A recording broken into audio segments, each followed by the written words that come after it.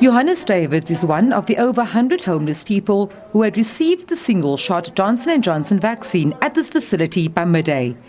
He says it was important for him to get vaccinated to keep safe, as being homeless in the middle of the pandemic is very difficult. He was assisted without an ID. I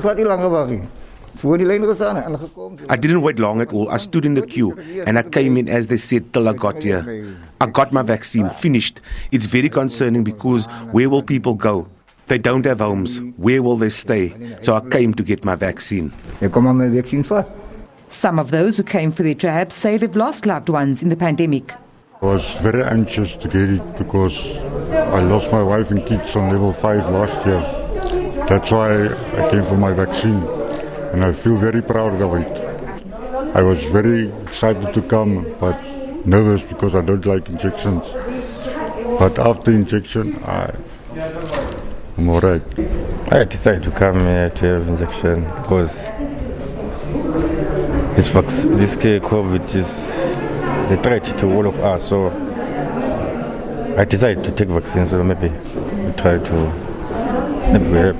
NGOs working in the sector raised their concerns with provincial health authorities, fearing that homeless people would be left behind because many did not have ID documents. They've also facilitated education among the homeless about COVID-19 and the vaccines.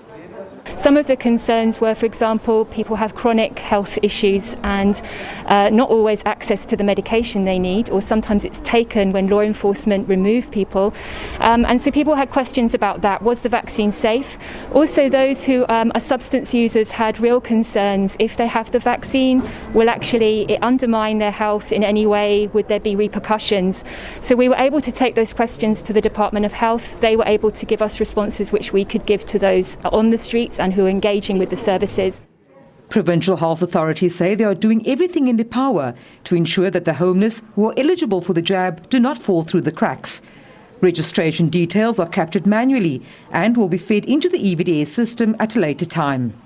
It's still supposed to be the responsibility of the national government through the National Command Council for the COVID to come up with a framework on how we deal with these issues. And the Home Affairs is supposed at least also to assist in this regard. But we cannot wait for longer. Because like now, not only when the third wave, we are being dubbed as an epicenter. And the more you know that you are vulnerable, like a homeless, the more actually you'll be exposed to the virus. And those people will land in our hospitals.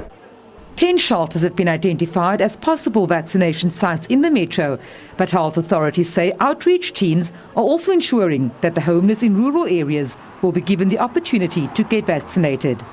Vanessa Puna, SABC News, Cape Town.